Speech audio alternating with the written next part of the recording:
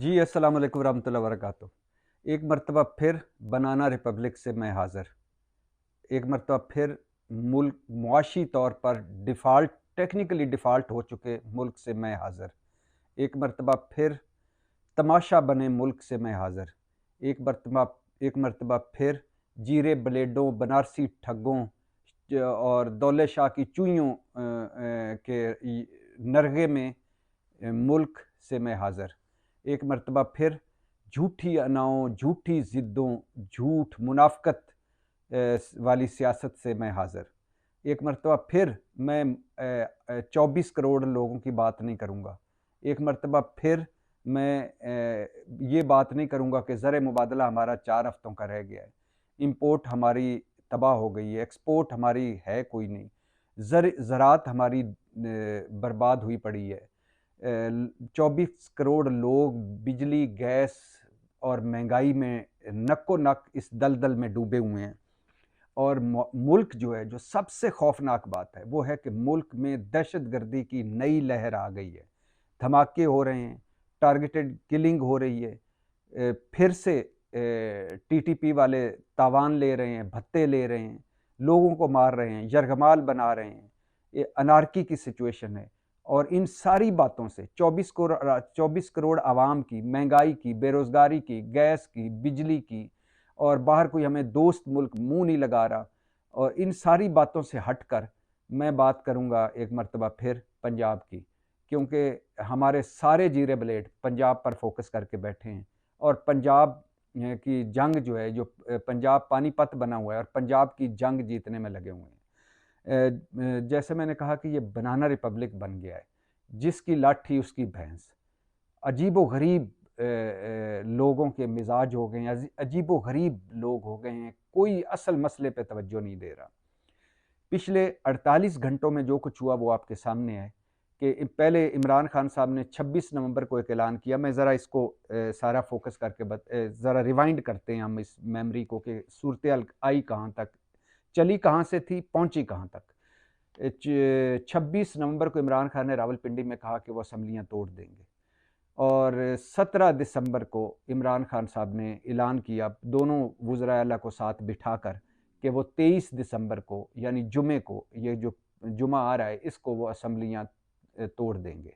दोनों वज़राए आला ने, गो के दोनों वज़राए आला ने तहरीरी तौर पर लिख कर इमरान खान को असम्बलियाँ तोड़ने का इख्तियार दे दिया है। लेकिन ये बात सच है कि इमरान खान और 5% तहरीक इंसाफ के अलावा पूरी तहरीक इंसाफ खैबर पख्तूनख्वा, तहरीक इंसाफ पंजाब, काफ लीग, परवेज़ इलाही साहब कोई भी असम्बलियाँ तोड़ने के हक में नहीं है। कोई मुद्दत पूरी करने चाहते हैं, यानी कहते हैं कि 8-10 महीने गुजार लें। कोई चाहते हैं कि 2 महीने कम से कम और असम्बलियाँ रहें।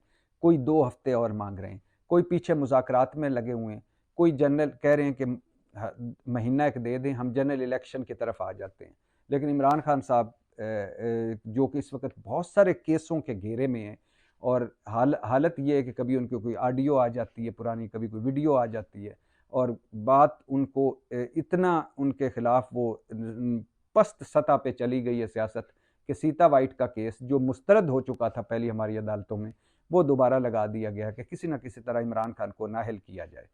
तो इस वक्त दूसरी बात कि इस वक्त हमारा वज़ीर आज़म शहबाज शरीफ, ये भी अदालतों ने बनाया था, आपको पता होगा, ये भी अदालती फैसले से वज़ीर आज़म बने।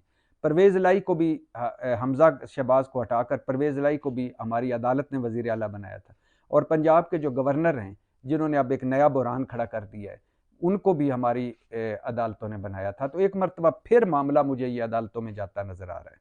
इस वक्त सिचुएशन क्या है कि इस वक्त जब मुआशी तौर पर हम डिफ़ॉल्ट कर चुके हैं, जैसे कहा है, और दहशतगर्दी की लहर है, और हमारा एक एक लम्हा बड़ा कीमती है कि हम खुदा ना खास्ता, अल्लाह ना करे कि हम अनारकी में चले जाएं, फसादात हो जाएं, या लोग सड़कों पर आ जाएं।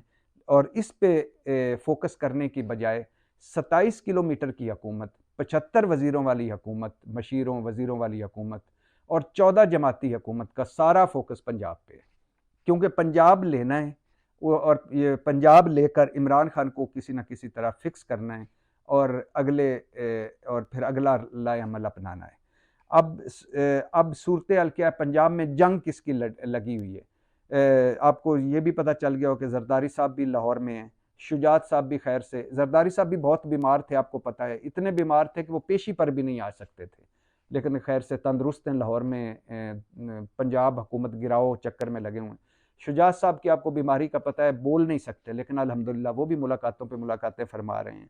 शहबाज शरीफ साहब जो जिनकी कमर दर्द इतनी ज़्यादा होती है कि जब मुश्किल वक्त होता है वो घर लेट जाते हैं, उनको कभी कोरोना हो जाता है, लेकिन इस वक्त वो भी कभी इस्लामाबाद, कभी लाहौर, कभी इस्लामाबाद।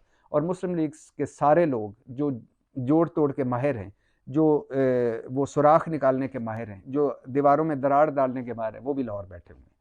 अच्छा, अब पीडीएम चाहती क्या है? पीडीएम चाहती है कि परवेज़ इलाही हमारे साथ मिल जाए, हमारे वज़ीर आला बन जाएं। ये 5 नुकात हैं, मैं बता रहा हूँ। पहला नुकता है कि परवेज़ इलाही हमारे साथ मिल जाएं, हमारे वज़ीर आला बन जाएं।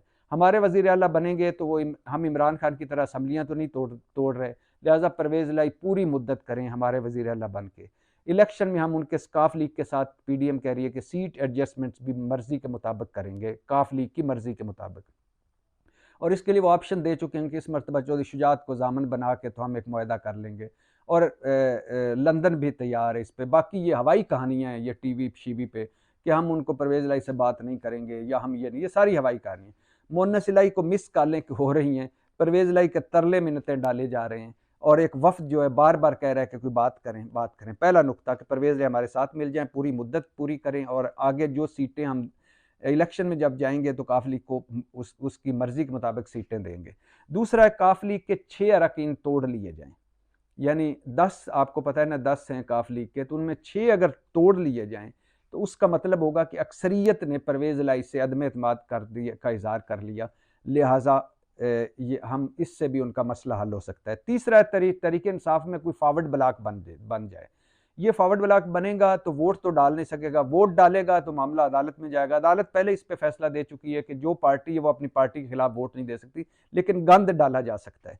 चौथा है कि जब वोटिंग वाला दिन हो तो तहरीक इंसाफ के 15 लोग या 20 लोग या एक ग्रुप गैर हाजिर हो जाए, कोई बीमार हो जाए, कोई पहुंच ना पाए, कोई किसी मजबूरी में। और पांचवा ये है कि एक बैक डोर पे मुज़ाकरात चल रहे हैं कि किसी न किसी तरह तरीके इंसाफ और इन सारों को कायल किया जाए कि अगले बजट तक असम्बलियाँ ना टूटें। ये 5 नुकात हैं जिस पे सारे लगे हुए हैं, जरदारी साहब, शुजात साहब, शहबाज साहब, मुस्लिम लीग, पीपल्स पार्टी, सब के सब। और इस वक्त कोई 8 के करीब वज़ीर आला के उम्मीदवार खैर से लाहौर में फिर रहे हैं, और सारों के लगा कि शायद हमारी लॉटरी निकल जाए, हमारी लॉटरी निकल जाए। अच्छा, अब ये है कि जो गवर्नर ने जब इमरान खान ने असम्बली तोड़ने का ऐलान किया, उसके बाद ये जो पीडीएम कल तक कहती थी कि इमरान खान तो गैर संजीदा है, अगर संजीदा होता इलेक्शन पर तो अपनी दोनों असम्बलियाँ तोड़ देता। जब उन्होंने असम्बली तोड़ने का ऐलान किया कि मैं असम्बलियाँ तोड़ने जा रहा हूँ या मैं असम्बलियाँ तोड़ने की डेट दूंगा, उस वक्त भी कहा ऐसे ही लिख लें, कोई नहीं तोड़ेगा। और जब दोनों वज़राए अल्लाह को साथ बिठाकर कहा कि मैं असम्बलियाँ तोड़ रहा हूँ या जुमे को तोड़ दूंगा, तो उस वक्त जो पीडीएम के सारे कहते थे कि इमरान खान अगर असम्बलियाँ तोड़े तो हम उसको नए इलेक्शन की गारंटी देंगे। इमरान खान अगर जमहूरी रास्ता अपनाना चाहता है तो वो कौमी असम्बली से निकला है, तो अब सूबाई असम्बलियाँ भी तोड़ दे, तो जमहूरी रास्ता है, हम नया इलेक्शन करवा देते हैं। और यहाँ तक कहा गया कि इमरान खान अगर असम्बलियाँ तोड़ता है तो हम गारंटी देते हैं कि हम नए इलेक्शन करवाएंगे। लेकिन अब वही सारे लोग, जब हवाइयाँ उड़ी हैं, जब वाकई लग रहा है कि असम्बलियाँ टूटने वाली हैं, तो उस वक्त सारे कह रहे हैं ये फसाद बर्पा करने की कोशिश है, असम्बलियाँ तोड़ना, ये पार्लिमानी निज़ाम से इनहराफ की कोशिश है। भाई केड़ा पार्लिमानी निज़ाम, जिसकी कौमी असम्बली में सुप्रीम कोर्ट कह चुकी है कि यह नामुकम्मल असम्बली है जिसमें इमरान खान नहीं है, और राजा रियाज जिसका अपोजिशन लीडर हो उस कौमी असम्बली का क्या करना। खैर, ये पार्लिमानी निज़ाम से इनहराफ है, ये खुद कुछ हमला है जमहूरियत। एक तो साड़ी जमहूरियत हर वक्त छुई मुई पड़ी होती है, या थोड़ा सा इन 4-5 बड़े घरों को कुछ होता है तो जमहूरियत भी खतरे में पड़ जाती है। ये अच्छा, ये जमहूरियत में खुदकुशी है, ये इंतशार फैलाने की कोशिश है, ये मुल्क की सलामती के खिलाफ कोशिश है, फलाना फलाना फलाना फलाना। तो ये सारी बातें होने लग गई। अब पीडीएम क्यों चाहती है कि असम्बलियाँ ना टूटे? क्योंकि वो इंतखाबात से भाग रही है।